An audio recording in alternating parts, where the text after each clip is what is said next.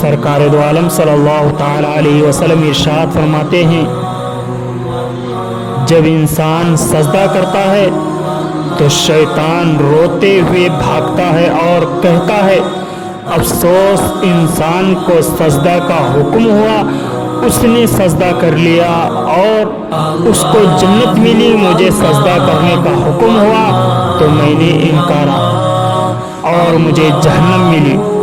اگر آپ شیطان کو رلانا چاہتے ہیں، اگر آپ چاہتے ہیں کہ شیطان آپ سے دور ہو جائے، اگر آپ چاہتے ہیں کہ شیطان کے شر سے محفوظ رہے تو آج ہی نماز شروع کر دیجئے۔ سرکار دو عالم صلی اللہ تعالی علیہ وسلم ارشاد فرماتے ہیں نماز اللہ کی رضا کا ذریعہ ہے، ملائکہ کی محبت کا ثابت ہے، ایمان کی اصل ہے، دعا کی قبولیت کا سامان ہے، دشمنوں کے مقابلے میں ہتھیار ہے، شیطان کی ناراضگی کا سامان ہے، اعمال کے مقبول ہونے کا ذریعہ ہے، رزق میں برکت ہونے کا ذریعہ ہے، جسم کی راحت کا سبب ہے، خبر کا چراغ ہے، خبر کی اندھیروں کا بچھوانا ہے، منکر نکیر کے لیے جواب۔ آپ کی نماز ادا کرنے سے پہلے آپ خود نماز کے پابند بن جائیے۔ سرکار دو عالم صلی اللہ تعالی علیہ وسلم ارشاد فرماتے ہیں کہ جب بندہ نماز کے لیے کھڑا ہوتا ہے تو اس کے لیے جنت کے دروازے کھول دیے جاتے ہیں۔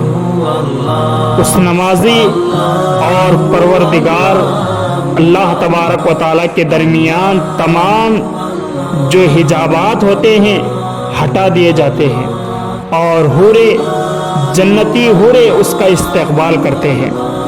معلوم ہوا کہ واقعی نماز قرب الہی کا ذریعہ ہے، اللہ تبارک و تعالیٰ کے قریب ہونے کا نماز ذریعہ ہے۔ نمازی جنت کا مہمان ہے، جنتی حورے اس نمازی کا استقبال کرتے ہیں۔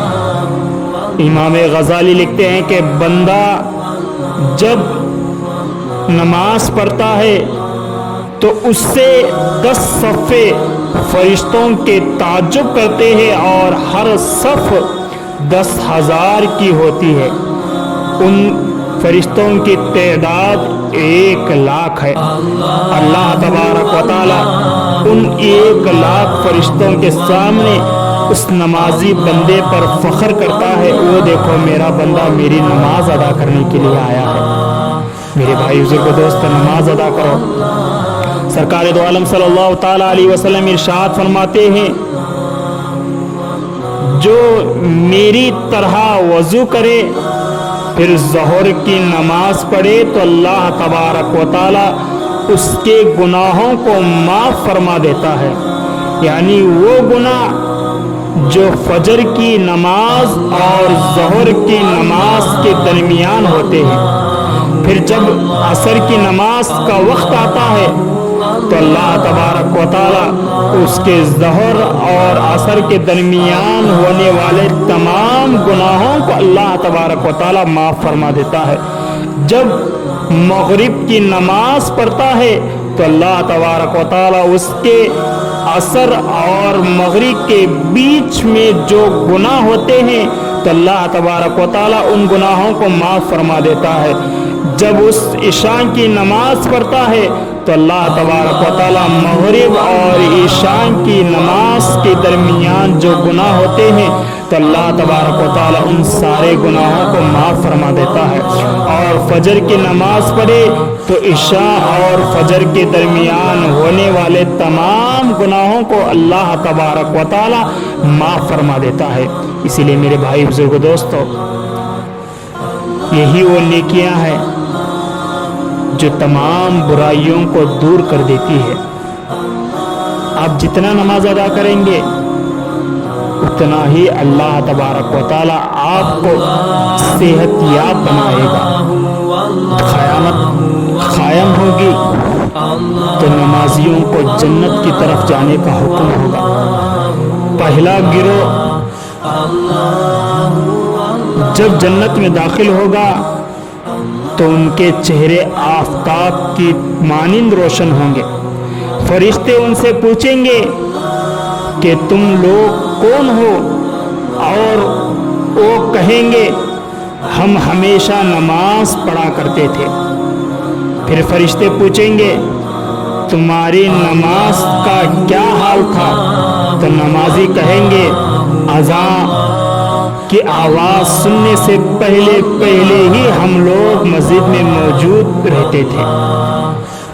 پھر جب اللہ تبارک و تعالیٰ دوسرے گروہ کو جنت میں داخل ہونے کا حکم دے گا تو ان کے چہرے 14ویں چاند کی طرح چمکتے ہوں گے اور ان سے پوچھا جائے گا. وہ کہیں گے ہم دنیا میں نماز پڑھنے والے تھے. فرشتے ان سے سوال کریں گے تمہاری نمازوں کا کیا حال تھا؟ وہ کہیں گے ہم اذان سے پہلے وضو کر لیتے اور جب اذان سنتے تو فوراً مسجد میں حاضر ہو جاتے.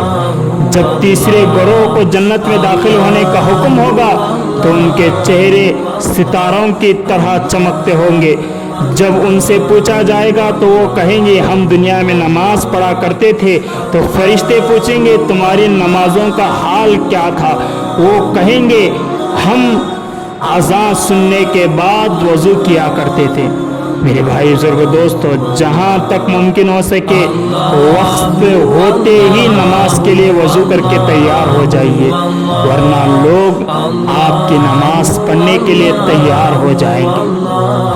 اللہ تبارک و تعالی قیامت کے روز ارشاد فرمائے گا اے میرے فرشتوں میرے ہمسائے کو بلاؤ. تو فرشتے تعجب کریں گے اور حیران و پریشان ہو کر عرض کریں گے اے میرے پروردگار تو مکان و زمین سے پاک ہے، تیرا ہمسایہ کون ہو سکتا ہے؟ تو حکم الہی ہوگا میرا ہمسایہ میرا وہ بندہ ہے جو مسجدوں کو میرے ذکر سے آباد کرتا تھا، قرآن شریف کا شوق سے پڑھتا تھا اور اس کی ہدایت پر عمل کرتا تھا. یہی لوگ میرے ہمسائے ہیں. برادران اسلام ذرا غور کیجیے، اللہ تبارک و تعالی مسجدوں میں نماز پڑھنے والوں کو اپنا ہمسایہ کہہ رہا ہے. انسان کے لیے اس سے بڑی معراج کی بات ہوگی. اسی لیے تو سرکار دو عالم صلی اللہ تعالیٰ علیہ وسلم ارشاد فرماتے ہیں الصلاۃ معراج المؤمنین، یہی یعنی نماز مومنوں کے لیے معراج ہے.